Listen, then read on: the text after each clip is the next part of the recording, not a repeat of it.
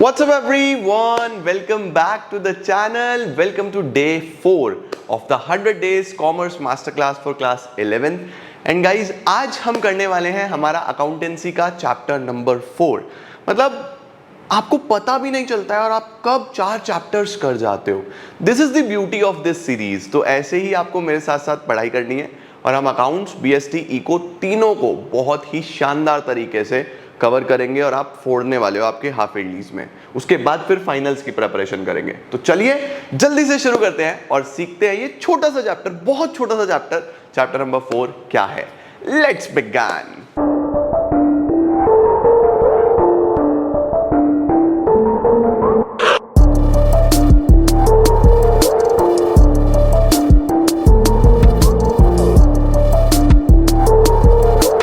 आइए बेटा जी शुरू करते हैं कि क्या है process and bases of accounting. Chapter में 2 क्वेश्चंस हैं, बहुत सिंपल से 2 क्वेश्चंस हैं. Process of accounting and bases of accounting. ठीक है, ये SIS है of course, basis of accounting. ठीक है. Now what is process of accounting? बच्चों ये जो प्रोसेस ऑफ अकाउंटिंग है ना, ये मैंने आपको ऑलरेडी शुरू के 3 चैप्टर्स में काफी हद तक समझा दिया है. देखो प्रोसेस ऑफ अकाउंटिंग में हम करते क्या है, हमें जो अकाउंटिंग करनी है इसको हम प्रैक्टिकली भी करेंगे, बट क्योंकि चैप्टर थ्योरी का है तो आज बातों बातों में समझ लो, फिर करके भी दिखाने वाला हूं आने वाले चैप्टर्स में. देखो बच्चों, सबसे पहले प्रोसेस का मतलब होता है कि एक स्टेप बाय स्टेप चीज जिसको हम फॉलो करके अपनी अकाउंटिंग करने वाले हैं, हिसाब किताब बनाने वाले हैं, देखने वाले हैं कि प्रॉफिट हो रहा है, लॉस हो रहा है, क्या हो रहा है, किस तरीके से चीजें चल रही हैं. राइट. अब मेरी बात को समझना. सबसे पहले बच्चों ट्रांजैक्शंस को हम आइडेंटिफाई करते हैं. यानी सबसे पहले आइडेंटिफिकेशन होना बहुत इंपॉर्टेंट है कि कौन सी ट्रांजैक्शन रिकॉर्ड होगी, कौन सी ट्रांजैक्शन रिकॉर्ड नहीं होगी. It is just simple identification कि क्या रिकॉर्ड होना है, क्या रिकॉर्ड नहीं होना है. एक बार आपने ये आइडेंटिफाई कर लिया कि क्या रिकॉर्ड होगा, क्या रिकॉर्ड नहीं होगा, फिर हम आइडेंटिफिकेशन के बाद क्या करते हैं, हम इसकी रिकॉर्डिंग स्टार्ट करते हैं. अब जब रिकॉर्डिंग स्टार्ट होती है तो सबसे पहले हम ये देखते हैं कि क्या डेबिट होगा, क्या क्रेडिट होगा. उसके लिए एक डॉक्यूमेंट बनता है, जिस डॉक्यूमेंट को हम बोलते हैं वाउचर. जिस डॉक्यूमेंट को हम क्या बोलते हैं, वाउचर. वाउचर एक ऐसा डॉक्यूमेंट है जो हमें ये बताता है कि रिकॉर्ड करने के लिए कौन से अकाउंट को डेबिट करना है, कौन से अकाउंट को क्रेडिट करना है. इतना मैंने आपको अभी लास्ट चैप्टर में भी समझाया था कि हर ट्रांजैक्शन के 2 इंपैक्ट होंगे. हमेशा आप कोई भी ट्रांजैक्शन करोगे तो कम से कम 2 इंपैक्ट होंगे. तो एक डेबिट होगा, एक क्रेडिट होगा. राइट. तो वाउचर ये बताता है क्या डेबिट होगा, क्या क्रेडिट होगा. वाउचर के आधार पे बच्चों हम जर्नल बनाते हैं, जर्नल एंट्रीज, जो मैं अगला चैप्टर तुमको कराने वाला हूं. अगला चैप्टर यही होने वाला है. जर्नल एंट्रीज पहला रिकॉर्ड होता है हमारे पास जो हम अकाउंटिंग बुक्स ऑफ अकाउंट्स में करते हैं. मतलब वाउचर एक डॉक्यूमेंट बन गया, उसके बाद जो फर्स्ट रिकॉर्ड है वो जर्नल एंट्रीज के फॉर्म में होता है. जर्नल एंट्रीज के बाद बच्चों हम अकाउंट्स को क्लासिफाई करते हैं कि कौन सा एसेट है, कौन सा लायबिलिटी है. अब क्लासिफिकेशन के लिए कौन सी बुक बनती है, मैंने तुम्हें सिखाया था लेजर. तो जर्नल के बाद हम बनाते हैं लेजर. ठीक हो गया. लेजर के बाद बच्चों हम इनकी बैलेंसिंग करते हैं कि फाइनली एसेट्स का कितना बैलेंस, लायबिलिटी का कितना बैलेंस, हम बैलेंसिंग करते हैं. बैलेंसिंग के लिए हम बनाते हैं ट्रायल बैलेंस. और जब हमारे पास ट्रायल बैलेंस आ जाता है बच्चों, ये भी हमारा चैप्टर है, ये सारे चैप्टर्स हैं, हम सब ये प्रैक्टिकली भी पढ़ेंगे. ठीक है. अब ट्रायल बैलेंस में हमारे पास सबके बैलेंस आ गए. Now this is the time जब हम उन बैलेंसेस को एक प्रॉपर फाइनेंशियल स्टेटमेंट्स की फॉर्म में लिखें कि कितनी इनकम है, कितने खर्चे हैं, कितना आ रहा है, कितना जा रहा है, प्रॉपर और प्रॉफिट एंड लॉस पे जाएं. तो उसको हम बोलते हैं ट्रायल बैलेंस के बाद फाइनेंशियल स्टेटमेंट्स. ये फाइनेंशियल स्टेटमेंट्स में हम प्रॉफिट एंड लॉस अकाउंट बनाते हैं, बैलेंस शीट बनाते हैं और ये हमारा फाइनल सॉल्यूशन बन जाता है. तो कहां से शुरुआत होती है बच्चों? शुरुआत होती है आइडेंटिफिकेशन से. आइडेंटिफिकेशन के बाद डॉक्यूमेंट बनता है जिसको हम वाउचर बोलते हैं. वाउचर से हम जर्नल बनाते हैं जो पहला रिकॉर्ड होता है. जर्नल से हम क्लासिफाई करते हैं लेजर में. लेजर से हम समरी बनाते हैं ट्रायल बैलेंस में. और ट्रायल बैलेंस से हम फाइनल हमारी फाइनेंशियल स्टेटमेंट्स तैयार करते हैं जो हमारा फाइनल स्टेप होता है. आपका ये भी चैप्टर है, ये भी चैप्टर है, ये भी चैप्टर है, ये भी चैप्टर है. आप अपना इंडेक्स खोल के देख सकते हो, आपको दिखाई देंगे. तो जो जो चीजें हम थ्योरी में पढ़ रहे हैं वो सारी चीजें हम प्रैक्टिकली भी पढ़ेंगे. अगर मैं किताब लिख रहा होता या मैं सिलेबस डिफाइन कर रहा होता तो मैं इस चैप्टर को सबसे लास्ट में रखता, क्यों? क्योंकि आपने ये सब सीख लिया होता तो आपके लिए थ्योरी सीखनी बहुत आसान हो जाती, बट हमारी मजबूरी है, पहले है, आपके एग्जाम में पहले आएगा तो मुझे पढ़ाना भी पहले पड़ेगा। बट क्या तुम मेरी बात से कनेक्ट कर पा रहे हो कि कैसे चीजें होने वाली है ना? देखो क्या बोल रहा है, accounting process begins with origin and identification of transactions and is followed by recording होगी, क्लासिफिकेशन होगा, समरी निकलेगी ऑफ बिजनेस ट्रांजैक्शंस की, यानी रिकॉर्डिंग, क्लासिफिकेशन, समरी। इसको करने के बाद ट्रायल बैलेंस, फाइनेंशियल स्टेटमेंट्स बनेंगी, प्रॉफिट एंड लॉस अकाउंट और बैलेंस शीट। इसी को पूरे को प्रोसेस ऑफ अकाउंटिंग बोलते हैं। इस पूरे को क्या बोलते हैं? Process of accounting. ठीक है, चलो जरा आगे चलते हैं। इसके बाद क्या है सर? इसके बाद है मेरे प्यारे बच्चों, ये स्टेप्स हैं। देखो, सबसे पहले ट्रांजैक्शंस आइडेंटिफाई होंगी, फिर वाउचर बनेगा, फिर ओरिजिनल एंट्री में रिकॉर्ड होगा यानी जर्नल, फिर लेजर और फिर trial balance and financial statements. क्या बात है। लो जी, आइडेंटिफिकेशन में क्या करना है? सबसे पहले हमें देखना है कौन सी मॉनेटरी नेचर की ट्रांजैक्शंस हैं, उनके प्रूफ एविडेंस हमारे पास है या नहीं है, हम उनको सिंपली आइडेंटिफाई करेंगे। आइडेंटिफाई करने के बाद हम वाउचर्स बनाएंगे on the basis of source documents. Entries को सबसे पहले वाउचर में रिकॉर्ड करना है, on the basis of voucher हम जर्नल बनाएंगे, है ना? तो सबसे पहले हम वाउचर बनाएंगे। वाउचर हमें क्या बताता है? वो ये बताता है कि कौन सा account is to be debited, कौन सा account is to be credited. फिर उसके बेसिस पे हम जर्नल बनाते हैं, ओरिजिनल एंट्री। अब एक बार आपका वाउचर तैयार हो गया, आपको पता लग गया कौन सा अकाउंट डेबिट होना है, कौन सा क्रेडिट होना है, फिर उससे हम जर्नल करते हैं। जर्नल एंट्री में भी हम मेनली यही लिखते हैं कि this is debited, this is credited, बस इतना ही जान लो फिलहाल जर्नल के लिए। ठीक है, तो वाउचर से हम जर्नल बनाएंगे। जर्नल के बाद बच्चों हम उसको लेजर में पोस्ट करते हैं। The next step is to transfer all the entries, entries का मतलब journal entries, into the ledger accounts. ठीक है, लेजर के बाद हम ट्रायल बैलेंस बनाते हैं, यानी हम बैलेंस निकालते हैं सबके, और फिर हम उनको फाइनली फाइनेंशियल स्टेटमेंट्स में भेज देते हैं। अब तुम्हारे माइंड में ये भी क्लिक कर रहा होगा कि सर ये बैलेंस निकालना क्या होता है, व्हाट इज दिस बैलेंस निकालना, बैलेंस करना। बच्चे ये सब सीख जाओगे। अभी के लिए बस इतना याद रख लो कि ये प्रोसेस इस तरीके से चलता है। आने वाले 15 दिन में मैं तुमको ये सारे चैप्टर करा दूंगा, फिर तुम्हारे लिए प्रोसेस बहुत ईजी हो जाएगा। ठीक है ना? तो क्या करना है? आइडेंटिफिकेशन, देन वाउचर बनेगा, जर्नल बनेगा, लेजर बनेगा, उससे ट्रायल बैलेंस बनेगा और उससे फाइनेंशियल स्टेटमेंट्स बनेंगे। बस ये अपने माइंड में एक बार क्लिक कर लो। ठीक हो गया?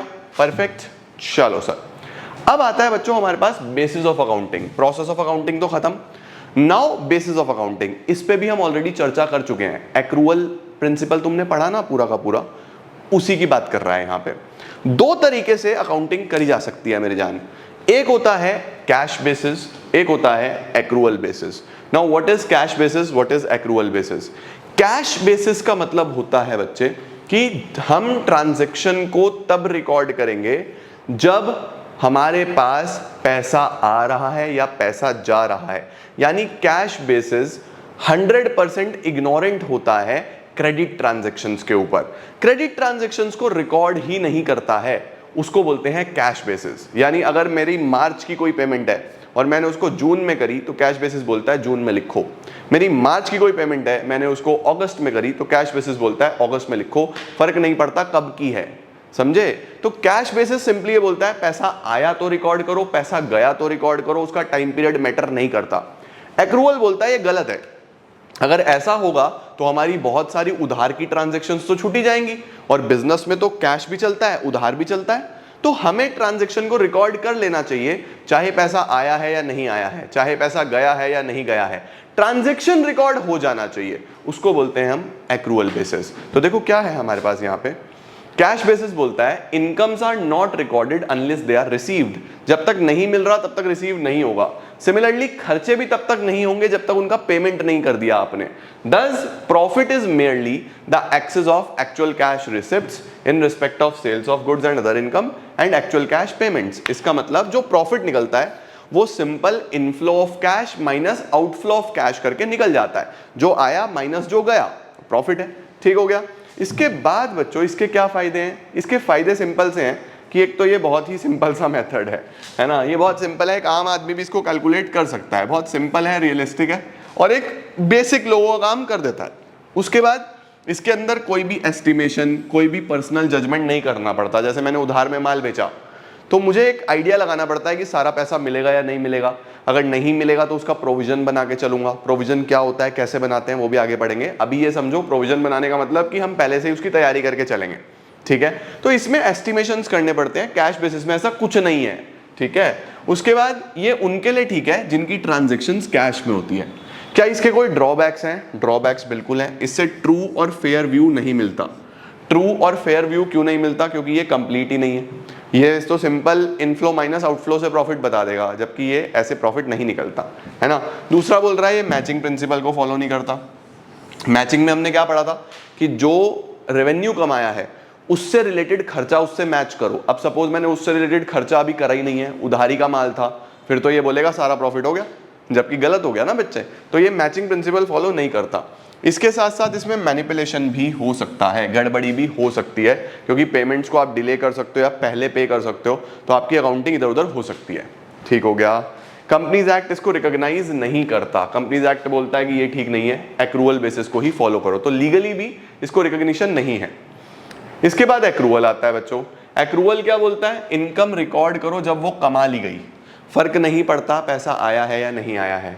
सिमिलरली खर्चा रिकॉर्ड करो जिस पीरियड का वो है, फर्क नहीं पड़ता कि कैश गया है या नहीं गया है। तो मैटर ये है कि अगर इनकम की बात है तो जब जिस पीरियड की इनकम है उस पीरियड में आप उसको रिकॉर्ड करो, डजंट मैटर कि पैसा आया या नहीं आया। जिस पर्टिकुलर पीरियड का खर्चा है उस पीरियड में रिकॉर्ड करो, डजंट मैटर कि पैसा गया है या नहीं गया है, ठीक है। तो बहुत इंपॉर्टेंट है कि हम फुल रिकॉर्ड करें, उस बेसिस को बोलते हैं एक्रूअल बेसिस ऑफ अकाउंटिंग। ठीक हो गया बच्चे। अब इसके क्या फायदे हैं? जो उसके डिसएडवांटेजेस थे ना, जो वो चीज नहीं कर रहा था वो ये सब करता है, जैसे ट्रू प्रॉफिट दिखाता है, मैचिंग प्रिंसिपल को फॉलो करता है, कंसिस्टेंसी बनी रहती है, रिकॉग्नाइज्ड बाय कंपनीज एक्ट। तो जो उसके ड्रॉबैक्स थे वो सारे दूर हो गए। आप यहाँ पे सारे इसके मेरिट्स में लिख सकते हो। इसके क्या डिसएडवांटेजेस हैं? इतना सिंपल नहीं है, वो सिंपल था। इसके अंदर एस्टिमेट्स, पर्सनल जजमेंट लगेगा, डीप नॉलेज लगेगी, तो इसमें थोड़ा सा ये डिसएडवांटेज भी है। ओके हो गया बच्चे। देन हमारे पास जो जो हमने पढ़ा है उसका एक डिफरेंस आता है। आपको ये डिफरेंस तैयार करना है और आपका पूरा टॉपिक तैयार। ये इंपॉर्टेंट भी है, ये सावधान इंडिया सवाल है, इसको अच्छे से लर्न करना मेरे जान। सावधान इंडिया सवाल, जैसे सबसे पहले क्या बोल रहा है? Cash and credit transactions. इसके अंदर सिर्फ कैश ट्रांजेक्शंस रिकॉर्ड होती हैं, ओनली कैश ट्रांजेक्शंस, है ना। इसके अंदर कंप्लीट रिकॉर्ड होता है all cash as well as credit transactions का। इसमें कैश और क्रेडिट दोनों रिकॉर्ड होती हैं, राइट। इसके बाद timing of recording of income, timing of recording of expense. Income कब रिकॉर्ड होगी? जिस पीरियड की वो इनकम है। एक्सपेंस कब रिकॉर्ड होगा? जिस पीरियड का वो एक्सपेंस है। कौन से बेसिस में? एक्रूअल बेसिस में। कैश बेसिस क्या बोलता है? इनकम रिकॉर्ड करो जब आ जाए, एक्सपेंस रिकॉर्ड करो जब पैसा चला जाए, है ना। ये देखो, only those incomes which have received वो रिकॉर्ड करो, ओनली दोज एक्सपेंसेस जो आपने पे कर दिए वो रिकॉर्ड करो। ये क्या बोलता है? आप रिकॉर्ड करो, फर्क नहीं पड़ता पैसा आया है या नहीं आया है, या गया है या नहीं गया है। उसके बाद outstanding, prepaid, accrued, income received in advance. बच्चों देखो, आउटस्टैंडिंग का मतलब होता है कि कोई पैसा देना बाकी है, उधार, ठीक है। प्रीपेड का मतलब मैंने समय से पहले दे दिया। एक्रूड का मतलब होता है बच्चों, ये एक्रूड का मतलब होता है कोई इनकम मिलना बाकी है, कि मैंने मेहनत कर दी बट मुझे अभी इनकम मिली नहीं है, अभी मिलेगी, फ्यूचर में मिलेगी। तो ये जो चीजें है ना कि फ्यूचर में पैसा देना है या फ्यूचर में पैसा मिलेगा, ये सब एक्रूअल बेसिस रिकॉर्ड करता है। कैश बेसिस बोलता है भाई फ्यूचर क्या होता है, जब आया तब रिकॉर्ड करो। तो ये सारी चीजें this basis does not take into consideration. इस तरीके की एडजस्टमेंट्स इसमें नहीं होती, इसके अंदर होती हैं। This basis takes all such items, ठीक है। इन आइटम्स को क्या बोलते हैं? आउटस्टैंडिंग का मतलब जो पैसा फ्यूचर में देना है, प्रीपेड का मतलब जो हमने एडवांस में दे दिया, ठीक है। एक्रूड मतलब जो हमें पैसा अभी मिलना है, इनकम रिसीव्ड इन एडवांस मतलब जो पैसा एडवांस में मिल गया। कैश बेसिस बोलता है मुझे एडवांस और ड्यू इससे कोई मतलब नहीं है, आया प्लस गया माइनस, ये बोलता है प्रॉपर्ली रिकॉर्ड करो, समझे। उसके बाद लीगल पोजीशन, ये रिकॉग्नाइज्ड नहीं है लीगली, ये रिकॉग्नाइज्ड है, this is recognised under the companies act. फिर करेक्ट प्रॉफिट या लॉस कौन बताएगा? बच्चों ये करेक्ट प्रॉफिट या लॉस नहीं बताता, ये करेक्ट प्रॉफिट या लॉस बताता है, इसीलिए लीगली रिकॉग्नाइज्ड भी है। फिर सूटेबिलिटी, ये कहाँ पे चलेगा? ये मेनली उन लोगों के पास चलता है जिनका मोस्टली काम कैश में हो सकता है, जैसे लॉयर्स, डॉक्टर्स, इनकी कोई उधारी नहीं होती, जिनकी उधारी है उनके लिए वही चलेगा। सही हो गया बच्चों। तो ये इंपॉर्टेंट डिफरेंस है, एनी 5 to 6 पॉइंट्स आपको जरूर याद करने हैं। डन, स्क्रीनशॉट लो इसका। उसके बाद बच्चों हमारे पास ना एक ऐसा सिस्टम भी होता है जिसमें हम इन दोनों को मिला के काम करते हैं, उसको बोलते हैं hybrid basis of accounting. Hybrid basis of accounting. इस बेसिस में क्या है, कैश और एक्रूअल दोनों ले लिए हमने। कैसे लिए सर? इसका मतलब इसमें हमको क्या करना है, जितने भी रेवेन्यूज हैं यानी जो पैसा आ रहा है वो तो कैश बेसिस पे रिकॉर्ड करेंगे, यानी जब आएगा तभी लिखेंगे, ठीक है। जबकि जो खर्चे हैं और लाइबिलिटीज हैं उनको हम एक्रूअल बेसिस पे रिकॉर्ड करेंगे, यानी आज का खर्चा है तो आज ही लिखो, जब देंगे तो देंगे, खर्चा आज का है ना, लिखो। तो हमें ध्यान रखना है कि कैश बेसिस और एक्रूअल बेसिस का मिक्सचर, जिसमें हमने खर्चों के लिए एक्रूअल ले लिया, इनकम्स के लिए कैश ले लिया, उसको हम हाइब्रिड बेसिस ऑफ अकाउंटिंग या मिक्स्ड बेसिस ऑफ अकाउंटिंग भी बोलते हैं। 1 मार्क में पूछ सकता है, तो आपको ये बस माइंड में रखना है कि हाइब्रिड बेसिस भी होता है। डन, प्रोसेस भी समझ में आ गया, बेसिस भी समझ में आ गया। इसी के साथ ये छोटू सा चैप्टर भी तुम्हारा समाप्त। तो chapter number 1 done, 2 done, 3 done, 4 done मेरी जान। अकाउंटेंसी का इस वीक का कार्यक्रम समाप्त है। अब इस वीक में हम बीएसटी और इको को कवर करेंगे। मुझे कमेंट सेक्शन में बताओ। अब मैं प्रैक्टिकल चैप्टर पढ़ाऊंगा, तो प्रैक्टिकल कौन सा चैप्टर पहले पढ़ना चाहते हो? 4 थ्योरी के करा दिए मेन, इतने सफिशिएंट है। एक अकाउंटिंग स्टैंडर्ड है 5वां, वो और करा दूंगा। पहले कौन सा प्रैक्टिकल चैप्टर पढ़ना है तुमने? अकाउंटिंग इक्वेशन पहले कराऊं या जर्नल पहले कराऊं? बताओ जरा, तुम लोग के स्कूल्स में शुरू हो गया होगा, जो तुम कहोगे वो पहले कराऊंगा। अकाउंटिंग इक्वेशंस पहले पढ़ना चाहते हो या जर्नल एंट्रीज पहले पढ़ना चाहते हो? व्हाटएवर चैप्टर, जो भी चैप्टर आप बोलोगे वो मैं तुम्हें पहले मस्त करा दूंगा। ठीक हो गया? आज के लिए इतना ही दोस्तों। लाइक जरूर कर देना, अपनी अटेंडेंस जरूर लगा देना और सभी क्लास 11th कॉमर्स स्टूडेंट्स तक वीडियोस को शेयर करते रहना, सो दैट उनकी भी हेल्प होती रहे और मुझे भी मोटिवेशन मिलता रहे। Thank you so much everyone, all the very best. कल मिलता हूं, तब तक के लिए keep growing, keep glowing and keep smiling.